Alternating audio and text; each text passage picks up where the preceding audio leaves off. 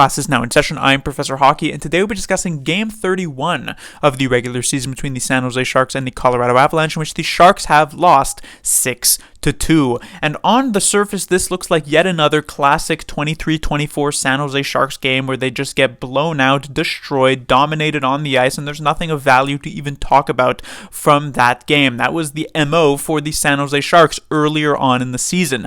But that is not actually the case here tonight. If we take a deeper look at this game, the Sharks gave the Colorado Avalanche a bit of a run for their money. Now, that's not to say that the Sharks were the better team or were necessarily super even with Colorado here tonight. It is quite clear Colorado were better than the Sharks, but compared to the earlier parts of the season where falling behind 3-0, which has happened multiple times already this year, compared to the earlier parts of the season when this would occur, where the Sharks at that point would just completely check out of the game and just be completely disinterested in how the rest of the game would go, here tonight, they actually got some good chances and came somewhat close to making this game interesting, especially in the third period. So let us immediately start off with the first. Now, what went wrong here? Like I said, it is not the first time the Sharks have given up 3 goals in the first period, but it is perhaps the first time where it doesn't necessarily feel as though it was because the Sharks were all that bad. Instead, what happened here is that there was not a lot of even strength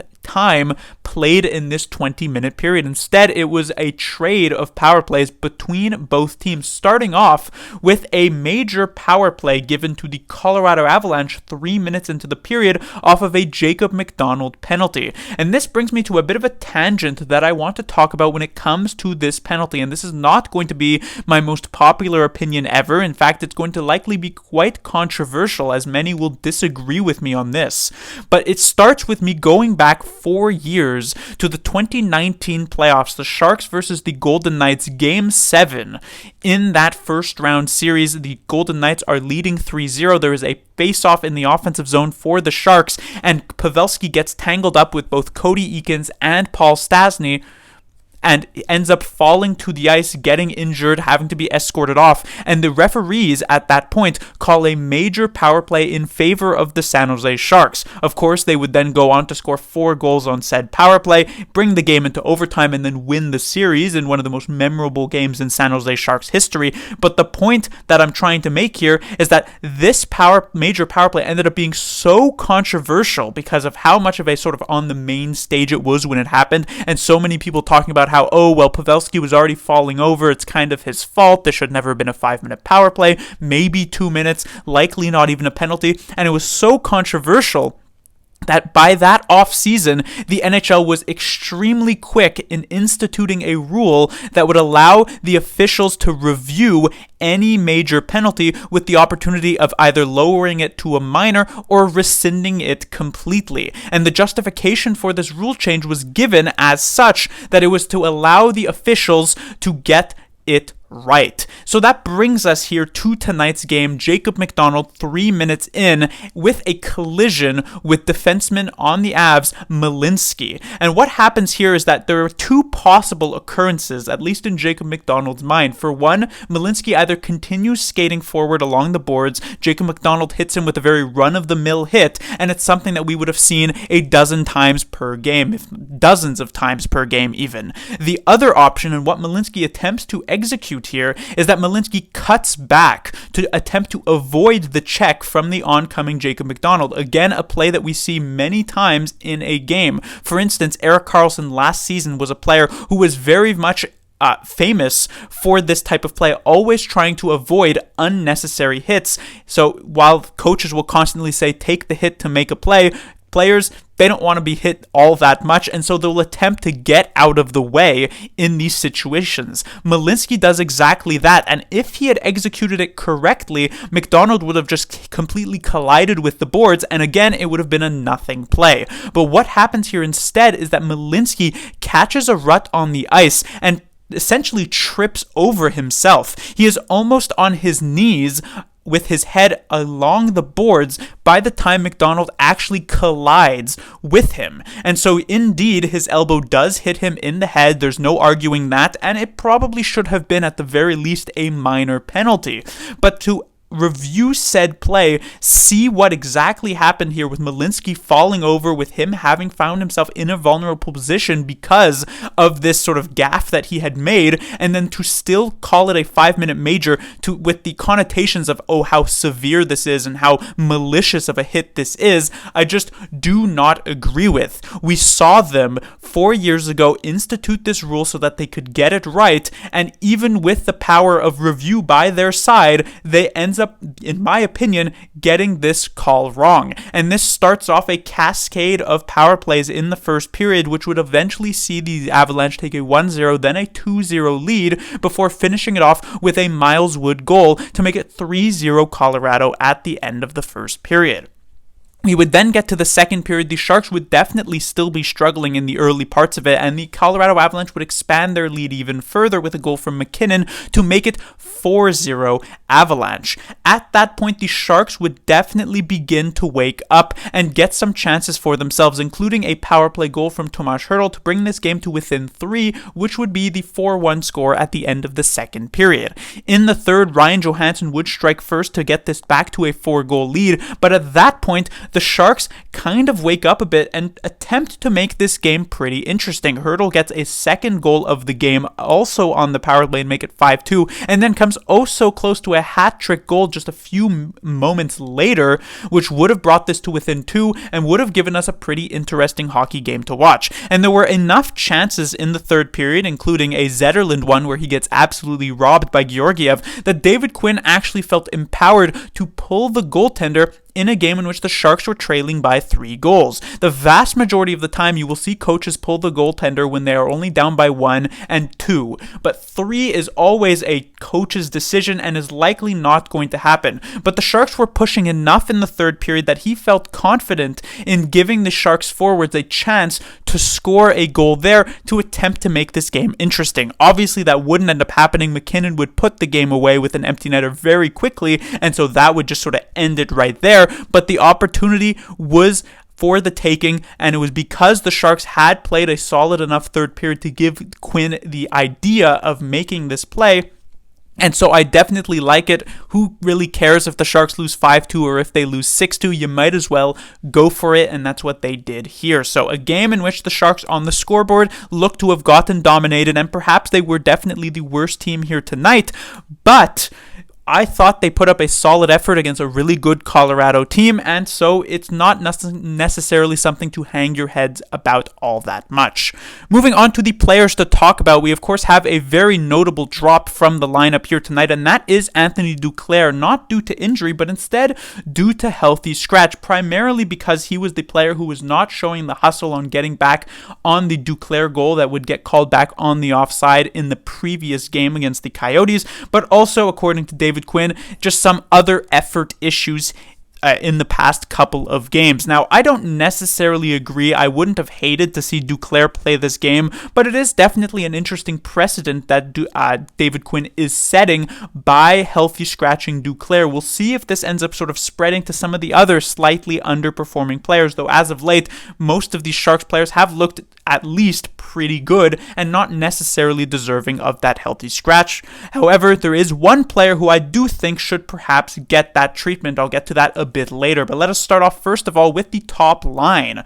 With Duclair dropping out of the top 6, they needed someone else to fill in that role, and their choice, David Quinn's choice, was Justin Bailey, an interesting option as Bailey had been pretty good in the past few games, besides the Arizona one the other day where he was not all that great, and so he's given a chance on the top line, and I liked his effort here. I thought he was pretty engaged and looked generally as good as he has thus far this season. The problem is that even at his highest level, Justin Bailey is not really close to the skill capabilities of either Eklund or Tomas Hertl, and so you could tell even with some good chances here tonight, he wasn't exactly on the same wavelength of these players. There was one particular play in the last few minutes of the third period, Eklund with a great pass to Bailey, who was just unprepared for this puck, which would have been a pretty easy tap-in for himself, which at that point would have made the game 5-3. And so while I did appreciate, like I said, the effort on this top line, it certainly not a long-term solution here, and I imagine for sure that David Quinn will reinsert Duclair into the lineup, and Bailey, after this nice little reward here for playing pretty well as of late, will likely get dropped back down to the bottom 6. When it comes to the other two players on this top line, both Eklund and Hertl were likely the Sharks' two best forwards by a long shot here tonight. Eklund making some great things happen. It's just so entertaining to watch what Eklund can do. The power play that the Sharks had, where he was sort of skating with the puck for a good 15-20 seconds in the corner, just deking out Josh Manson, defender for the Avalanche, just completely undressing him multiple times over, relieving the pressure with those moves, was extremely impressive. Some nice passes in this game, had the assist on the second Tomas Hertl goal. It's just such an experience to watch William Eklund really blossom into an effective top 6 player and really top line player for the San Jose Sharks. And Hertl as well, also a very good game, gets the 2 goals. As I mentioned, could have perhaps even had a hat trick just a few moments later if he was able to settle that puck in time. Doesn't happen, but still a very good game for these 2 players. When it comes to the second line, Duclair getting subbed out in favor of Barabanov, and this brings me circling back to the point I made a couple of minutes ago, which if there was a player who I thought would be deserving of a sort of game off to recoup and recalibrate, it would likely be Barabanov, because ever since returning to from his injury, he hasn't really been on the ball. He's one of the few Sharks players who I don't necessarily think is really giving it his all. He feels as though he's kind of going through the motions. He did wake up slightly, I would say, in the third period of this game, had a couple of good chances at that point, which was nice to see, but the first 2 periods, Barabanov just looked completely disengaged and uninterested in how this game was actually going. And like I said, compared to all of the other Sharks forwards who over this past month have been giving it a very good A for effort type of performance, Barabanov has just lagged behind considerably. When it comes to the other 2 players on this line, Granlund perhaps not as apparent as he has been in these past few games, but I mean, he picks up a couple of assists on the power play, still doing some very good things there, doesn't continue the point streak because of course the Sharks did get shut out in the previous game, but continues to rack up the points, which is what he has been doing over these past couple of weeks, so that's nice to see. And when it comes to Zetterlund, a couple of very good chances set up for him, unable to bury on those very good chances that he did have. Perhaps could have had 1 or 2 goals here tonight if so, but it was still a decent enough game for him.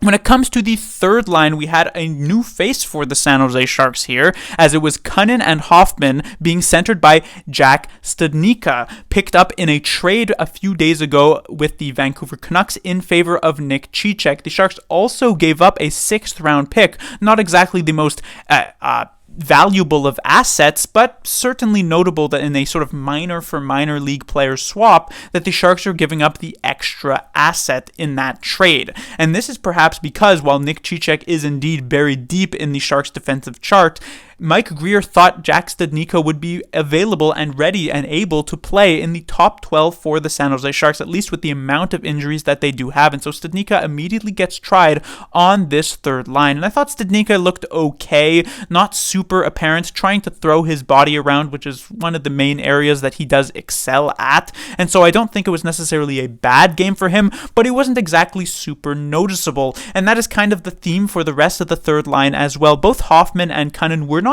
bad here tonight. We're just kind of low event play when these 3 players were on the ice, which is both a positive and a negative thing here. They weren't a huge liability for the Sharks, but they didn't exactly contribute much to a winning effort. And then when it comes to the fourth line, we of course have McDonald, Zadina, and LeBanc. McDonald, as I mentioned, got thrown out of this game very, very early on, and so Zadina and LeBanc kind of had a rotating cast of that third winger on this line. What I did enjoy about LeBanc and Zadina is that they both individually showed some decent skill off in this game, some solid speed, but when it came to actually coming together as the duo here with a revolving door of players as their third line mate, they never actually managed to do so. Both Zadina and LeBanc were essentially playing their own game, staying in their own lane, never really connecting with plays between each other, which is just not very good and very successful as a line of play in a hockey game. It is a team game, and first and foremost, you're not going to be able to do things individually like you might be able to do in some other sports. And so Zadina and LeBanc, if they're going to remain on a fourth line duo, they need to be able to bounce off of each other better than they did here tonight. When it comes to defensively, I'll try to get through this relatively quickly as the Jacob McDonald rant earlier on made this one go a bit too long. But from a defensive standpoint, both Ferraro and Burrows, as it has been the case over these past few games, hemmed in their own zone a lot, doing an admirable job, but having some issues handling the extremely skilled forwards that the Avalanche do have. McKinnon, Rantanen, Nichushkin, all of these players really had some good looks, and while Ferraro and Burrows locked it down okay, it wasn't really all that great. When it comes to the second pairing, the obvious player to talk about here would be Henry Thrun. Of course, still playing here ever since getting called up about a week ago at this point. It was an interesting game for Thrun. Really struggled at the start. The first 2 periods, I felt as though Thrun had a lot of issues, primarily with giveaways. I could count probably like 5 different moments in this game where he just absolutely gave the puck right to a Colorado Avalanche players. One of them led to a goal here. It was the McKinnon one, the first in the early parts of the second period, where he just overskates instead of being able to make this pass. So that was not great, and there were many other giveaways like I mentioned. However, in the third period, Thrun definitely started to look a lot better. What I do enjoy about Thrun is that defensive awareness and his positioning in the defensive zone is really not all that bad, and his aggressiveness and willingness to jump up and make the tougher offensive plays is also there. The issue is that he had a tendency here tonight of very much rushing plays and just not really taking that extra moment to make sure that the pass that he's about to make is actually a good one, which got him into trouble multiple times, like I've said. And so while I like the potential and it is there, he likely does need more seasoning time, and it would not surprise me to see Thrun not only get pulled out of the lineup for the next game, but perhaps even sent back down. When it comes to his defensive partner, Calen Addison, not a very good game start to this one for himself, and then he ends up getting injured and not returning here tonight. It's a big loss in the sense for the San Jose Sharks that they're down yet another defenseman if this ends up being long term, but Addison really hasn't been playing all that well recently, and perhaps it'll give an opportunity for someone else in the AHL, perhaps a Gavanka or a Mukhamadullin, to come up here and help the San Jose Sharks, because if Vlasic does fill into this particular role, and then of course Benning and Emberson are both out and they want to send Thrun back down, they need somebody else to be able to step up here, and there aren't that many other options in the AHL for that to happen. And then finally, we have the bottom pairing, Ohatyuk, Ruda, a half-decent game for these players. Some issues here or there for sure, but not all that terrible. And then finally, we have the goaltender, Mackenzie Blackwood. Gets the opportunity here tonight after such an amazing game in just his first debut game with the San Jose Sharks a couple of months ago against the Colorado Avalanche, where he held them to just 1 goal in regulation and then ended up losing in the shootout, but with like 50-plus saves.